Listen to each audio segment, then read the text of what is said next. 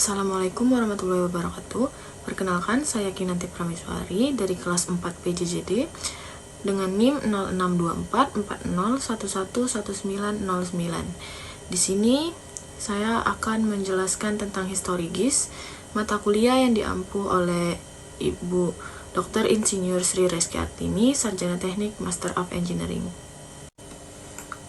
Histori tentang GIS di sini itu pada awalnya pengguna atau pembuat peta, yaitu dulu ada peta analog dan peta digital. Peta analog ini adalah peta yang biasa kita lihat sehari-hari saat di bangku sekolah. Di belakang kelas biasanya ada peta Indonesia atau istilahnya RBI atau rupa bumi Indonesia dengan skala kecil. Itu merupakan peta analog karena peta analog itu berbentuk hard copy yang bisa dipegang, sedangkan peta digital dalam bentuk soft copy. Pada awalnya, peminat, pengguna, dan pembuat peta analog maupun digital berasal dari berbagai kalangan di sekitaran militer, urusan pendaftaran tanah, dinas survei, dan pemetaan. Sejak dahulu, peta analog atau hard copy digunakan sebagai media penyedia informasi spasial dan sarana berkomunikasi bagi beberapa orang yang berkumpul dengan jumlah yang sangat terbatas. Analisis terkait dilakukan atas dasar visualisasi semata. Yang harus digarisbawahi ini adalah spasial, yaitu memiliki nilai koordinat.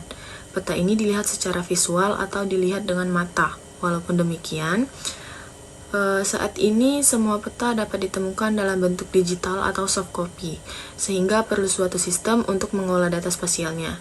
Perlu diingat, data spasial ini adalah data yang bergeoreferensi.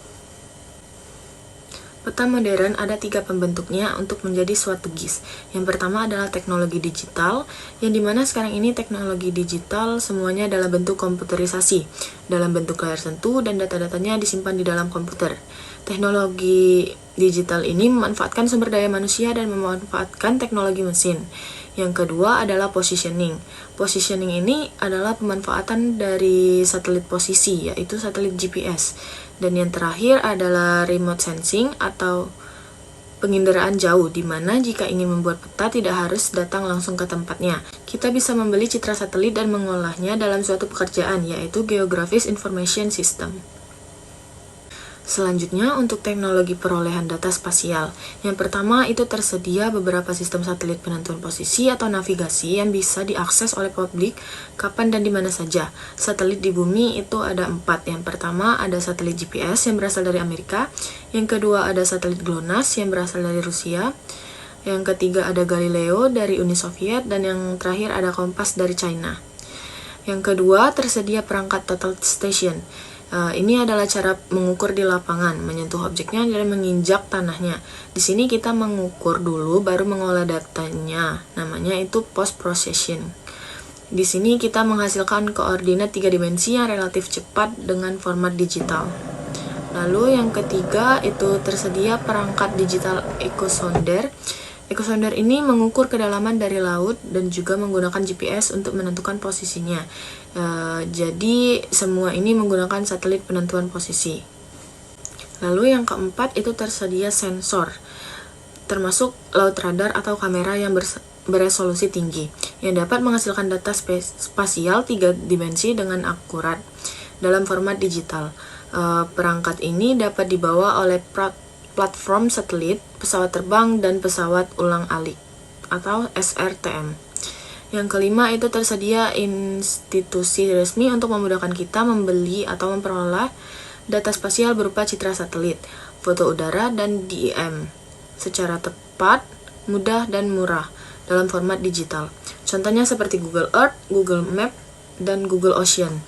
Yang terakhir ada tersedia teknologi pendukung perangkat keras dan lunak, telekomunikasi, dan jaringan internet yang makin canggih. Ini adalah echosonder yang dipasang di kapal, men-scan dasar wilayah laut untuk berbagai keperluan, misalnya untuk kilang minyak atau dermaga. Di foto ini lautnya sangat dalam karena berwarna biru tua. Kita bisa tahu kedalaman lautan pada peta apakah berwarna biru muda atau biru tua untuk menunjukkan kedalaman lautannya. Selanjutnya ada LiDAR atau Light Detection and Ranging. LiDAR ini adalah suatu pesawat terbang yang dipasang platform. Ada 3 komponennya, yaitu yang pertama di GPS yang dipasang di pesawat gunanya untuk memperoleh kedudukan di mana titik-titik itu diambil berdasarkan pesawat. Yang kedua ada IMU atau Inertial Measurement Unit, digunakan untuk menstabilkan posisi titik agar koordinat yang diperoleh itu dalam keadaan baik atau stabil. Lalu yang ketiga adalah laser scanner, digunakan untuk men-scan bumi mana yang akan dibuat petanya. LiDAR merupakan suatu metode survei pemetaan dengan memanfaatkan sinar laser untuk mendapatkan jarak antara 2 titik atau lebih. Jika digunakan pada wahana terbang, seperti pesawat terbang atau helikopter, LiDAR juga mempunyai beberapa kemampuan. Yang pertama seperti dapat menghasilkan resolusi DEM atau Digital Elevation Model yang tinggi. Yang kedua mencakup wilayah yang luas dalam waktu yang lebih singkat. Terus yang ketiga dapat menghasilkan permodelan secara 3 dimensi. Dan yang terakhir dapat diintegrasikan dengan data lain untuk aplikasi tertentu. Ini adalah teknologi-teknologi yang ada di dalam LiDAR. LiDAR itu terbagi menjadi 2, yaitu yang pertama, LiDAR untuk pengukuran topografi permukaan tanah atau yang disebut Airborne Altimetric LiDAR.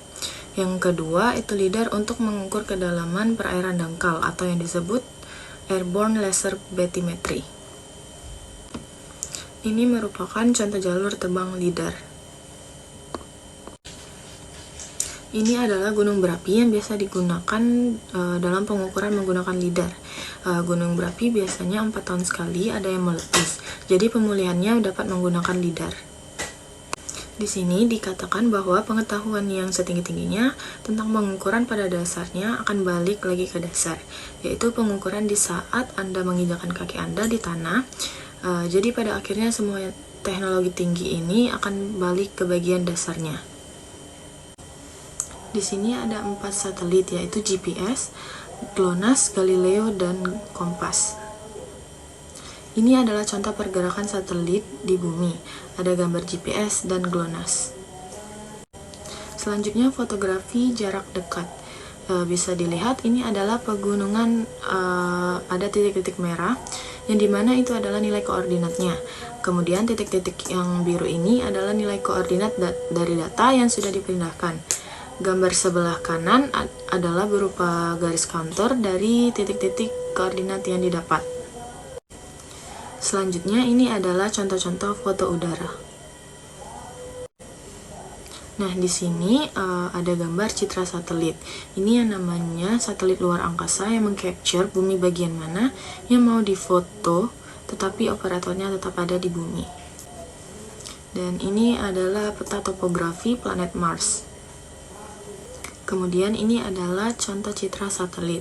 Gambar pertama itu resolusinya sudah sangat tinggi, dan gambar lainnya sudah menampilkan citra satelit dengan ketinggian, bisa dilihat bahwa petanya itu sudah ada elevasinya.